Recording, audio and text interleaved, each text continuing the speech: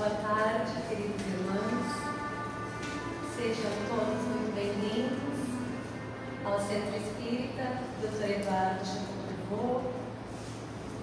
Guerreiros nesta tarde quente, mas chegamos aqui. Então, irmãos, o nosso assunto de hoje é sobre o divórcio. Nas segundas-feiras, estudamos o Evangelho segundo o Espiritismo em sequência. E hoje estamos terminando o capítulo 22. Não separem que Deus uniu. Esse tema é daqueles dramas sociais que preferimos não comentar. Quem nunca passou por uma separação conjugal, ao menos já presenciou ou conhece alguma história, e sabemos que elas nem sempre acabam bem. Desta forma, para a nossa reflexão de hoje, à luz da doutrina espírita, vamos deixar os nossos sentimentos de lado, especialmente se temos alguma lembrança triste, e atentar para refletir com a razão, para fazer essas reflexões de uma forma leve, como é a nossa doutrina, madura, para que, se um dia nos for solicitado auxílio referente a este assunto, possamos dar uma palavra que tenha utilidade, ou, se tratar de nós mesmos, possamos pensar com clareza, segundo os ensinamentos do nosso Mestre Jesus, que sempre nos mostra o melhor caminho a seguir. Mas, primeiramente, quero convidar a todos para fecharmos os olhos e fazermos a nossa prece inicial. E agradecer a Deus, nosso Pai de amor, a Jesus, nosso irmão amigo, Dr. Eduardo Chateaubriand, a espiritualidade companheira desta casa. Agradecer por termos chegado hoje a este cantinho de oração e pedir inspiração para que possamos ter entendimento da Tua Palavra, Mestre. Pedimos aos Espíritos amigos que fluidifiquem as águas que foram colocadas sobre a mesa, depositando nelas os fluidos salutares para o nosso refazimento físico e espiritual. Permaneçam conosco, agora e sempre, e assim seja. Então vamos lá. O nosso Evangelho segundo o Espiritismo, que é o nosso livro guia dos nossos estudos, todas as segundas-feiras, capítulo 22, item 5, o divórcio. O divórcio é uma lei humana que tem por objetivo separar legalmente o que de fato já está separado. O divórcio não contraria a lei de Deus, pois apenas corrige o que os homens fizeram e se aplica nos casos em que não foi levada em conta a lei do amor. E segue esse capítulo do Evangelho especificando mais sobre questões históricas à época de Jesus. O Evangelho nos diz, então, que divórcio é uma lei humana e que não contraria a lei de Deus, visto que só legaliza a separação de algo que já não existia mais, que era um amor entre duas pessoas. Segundo o que o Espiritismo nos ensina, nós não nascemos ligados a ninguém. Somos almas absolutamente dissociadas umas das outras. Então, como acontece essa ligação que existe entre os espíritos? O que acontece é que nas sucessivas experiências das várias existências corporais, vamos desenvolvendo em nós simpatia por determinados indivíduos. A partir deste mecanismo de convivência, acontece um estreitamento dos laços entre esses espíritos e, a partir daí, surgem as afeições que vamos ter nas próximas encarnações. No livro No Mundo Maior, de André Luiz, no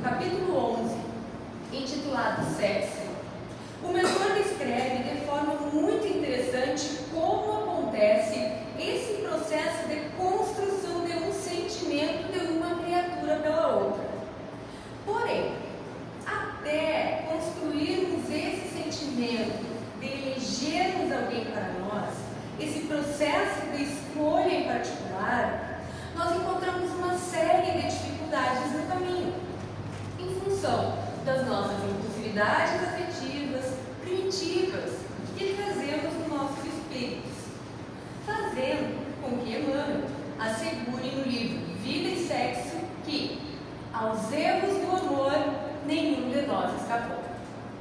Nós construímos assim relações afetivas que nem sempre são saudáveis.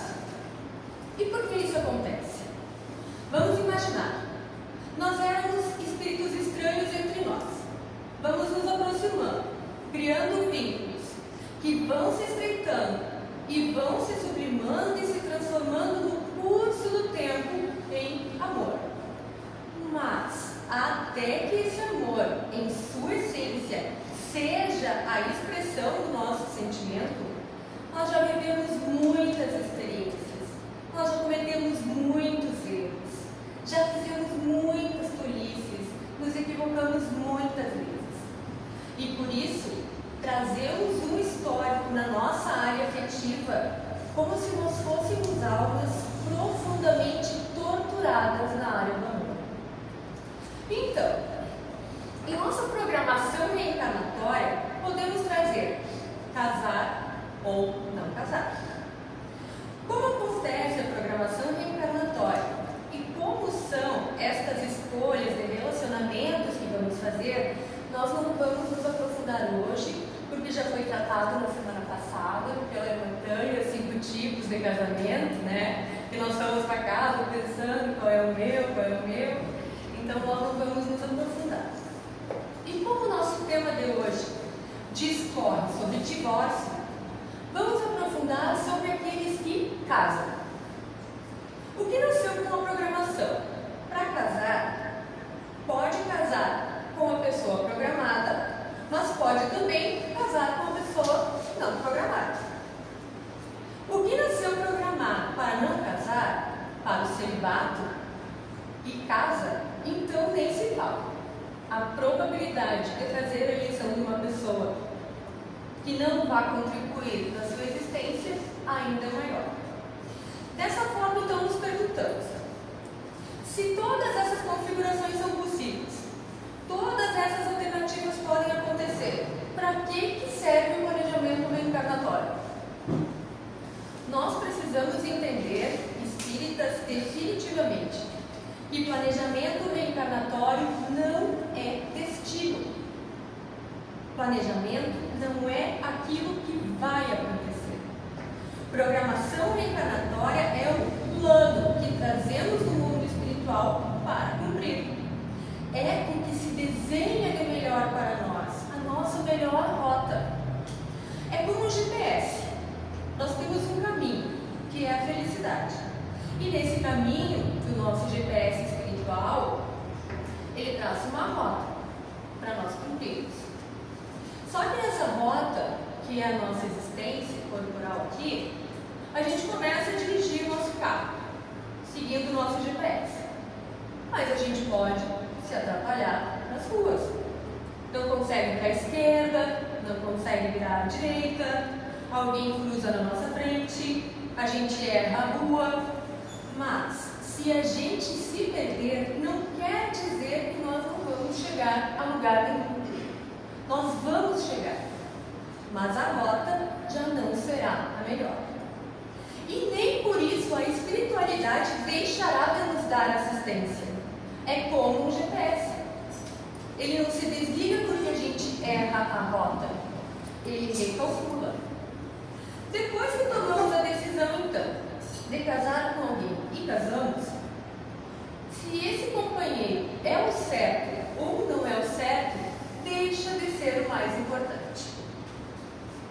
O importante passa a ser a vontade de se manter esse relacionamento. Mas, mesmo com todo esforço, nada pode garantir que esse relacionamento será levado até o final. Lembremos que temos o livre arbítrio.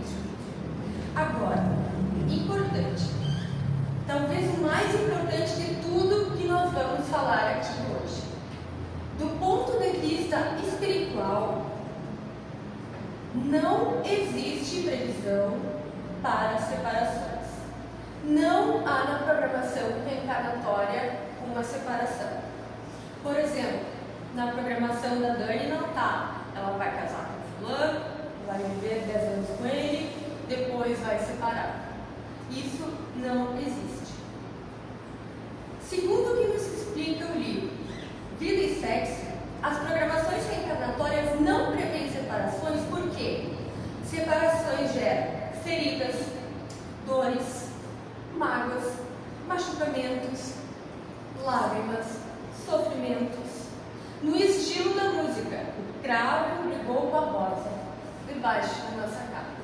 O cravo saiu ferido e a rosa despedaçada.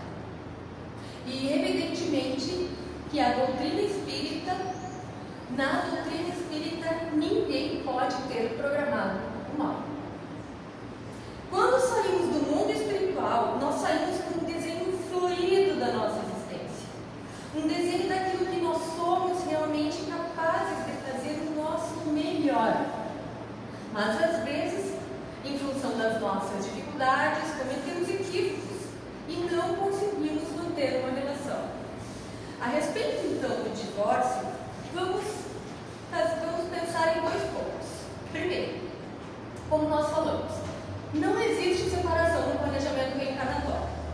Se o casamento faliu, foi por vontade dos espíritos envolvidos. Esse é o ponto número 1. Ponto número 2.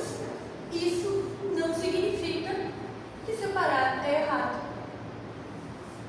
Parece contraditório. A separação não está na programação, mas isso não quer dizer que ela seja errada. Emmanuel, trabalhando essa questão no livro Encontro Marcado, explica que tem circunstâncias em que a separação se apresenta como o caminho menos doloroso. Diz o mentor nessa obra que o divórcio é lamentável, embora às vezes seja justo. Fica claro a partir daqui que para a doutrina espírita o casamento não é indissolúvel. No livro Na Era do Espírito, página 53, é uma obra de Herculano Pires e Emmanuel, tem uma frase que diz: ninguém pode aceitar a criminalidade em nome do amor. Eu vou repetir porque eu acho que nós precisamos memorizar. Ninguém pode aceitar a criminalidade em nome do amor. Então, se você vive uma relação conjugal onde já acabou o respeito, existe violência, agressão moral ou física, sua ou com terceiros, estamos diante de uma cena caótica. Mesmo assim, vai caber aos envolvidos decidirem se acham correta ou não a separação. O importante é lembrar que o Espiritismo não considera que o casamento seja indissolúvel. A questão 940 do Livro dos Espíritos marca isso de maneira muito clara.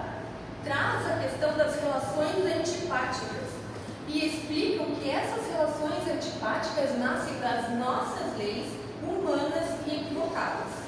Os Espíritos respondem assim: por acaso, acredita que Deus obriga alguém a permanecer junto daquele que o desagrada? Observando que o Espiritismo vem dizer que existe a possibilidade da separação e que ela é justa quando o amor não é mais a força motriz daquela relação, como devemos proceder diante dessa dúvida? Vamos encontrar na obra O Livro da Esperança, capítulo 76, Milhões de Provas, um pensamento de Emmanuel que expressa: se pensar em separar, analise dentro do seu coração. Eu já fiz tudo que eu poderia por esse companheiro, por essa relação? Eu já trabalhei todas as possibilidades? Se tiver a mínima dúvida, não separe, pois a cobrança da sua consciência é o grande instrumento do progresso da lei. Emmanuel quer dizer que a nossa consciência vai nos cobrar caso a separação não tenha sido por um motivo justo. Não se auto-engane. Mas, para aqueles que estão vivendo esse processo de desgaste no relacionamento,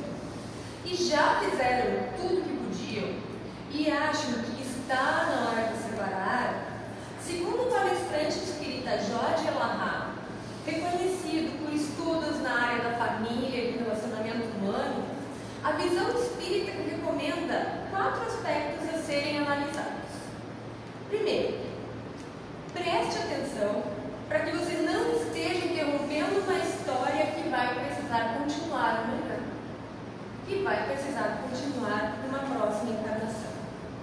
A nossa consciência sabe se nós já fizemos tudo o que podíamos. Esse é o ponto número 1. Ponto número 2. Caso você separe, não perca o juízo. Tem pessoas que casadas vivem uma vida equilibrada nas suas atividades, mas que separam e saem pelo mundo achando que voltaram a ser adolescentes. Todos nós conhecemos uma situação assim. Não faça isso. Não se autodestrua. Não se diminua. Às vezes, se sai sim muito machucado na nossa autoestima. E a gente quer provar que ainda é capaz. É capaz de seduzir, é capaz de encantar, mas é um processo muito perigoso. Nós podemos cair numa armadilha pior ainda da que estávamos, atraindo para nós um parceiro ainda mais desequilibrado que o primeiro. Terceiro ponto. O primeiro, além de não interromper uma história. Segundo, não perder o juízo. Terceiro, não guarde ódio do seu parceiro. Não guarde mágoas. Quem optar por esse caminho vai trazer para si algumas consequências. Vai ficar doente fisicamente, vai se tornar uma pessoa antipática de conviver, não vai viver o presente, vai ficar preso ao passado, vai desenvolver uma obsessão complicada de resolver. E quinto, ainda pode receber a pessoa de volta numa próxima família, numa próxima existência. Então, se você não quer viver isso, não odeie, não guarde mágoa, para não marcar encontros para o amanhã. E por último, o último dos pontos. Não interrompa uma história, não perca o juízo, não guarde ódio do seu parceiro e o último deles, não envenene seus filhos. Não destrua a felicidade deles. Não desconstrua a imagem de pai e mãe na cabeça das crianças. Além de ser um crime civil, chamado alienação parental. Os filhos precisam ter uma imagem saudável dos seus pais, para que eles também sigam saudáveis e possam construir famílias saudáveis. Pensemos, portanto, que estamos nessa existência para viver momentos, anos, décadas de aprendizado e amadurecimento espiritual. Mas, para isso, temos que fazer esforço que pudermos para manter relações afetivas saudáveis. O culto do Evangelho no lar, a busca da simpatia de todos os que convivem conosco, perdoar com sinceridade, estabelecer reconciliação imediata como regra em sua casa, para não permitir que a mágoa se instaure, fazer esforço para ajudar, fazer a nossa parte por merecer o carinho melhor daquele familiar que vive com a gente, fazer um esforço constante para que o nosso lar esteja em harmonia. Essas são algumas condições para nós conhecermos a doutrina espírita e perseguirmos a mensagem de Jesus como modelo e que estamos, cada um a seu modo, sendo chamados a viver um processo efetivo de transformação íntima para chegar à tão sonhada comunhão com Deus, o nosso Pai de amor. Vamos ficar atentos ao seguinte: da lei de Deus é necessário primeiro que o homem plante para depois colher. Ninguém pode receber um parceiro maravilhoso enquanto ainda não mereceu isso da lei de amor, justiça e caridade. Então, se tivermos com problemas em nossos casamentos, não rejeitemos os nossos parceiros. Primeiro, entreguemos mais amor para tentar movimentar essa lei, a lei do amor. Assim, na condição de espíritos imortais que somos, poderemos merecer novas oportunidades, novas condições de conviver com alguém que nos ame de verdade, ou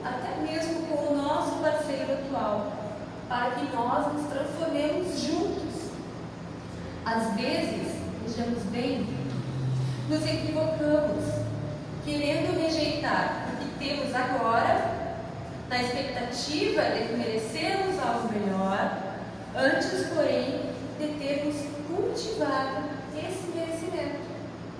Então, lembrando mais uma vez que é da lei que o homem só colha daquilo que ele já plantou.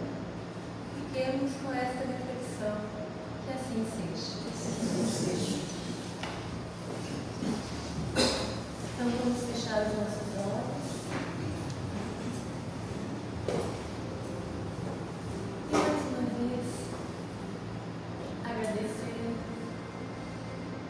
a Deus por esta oportunidade, desta existência,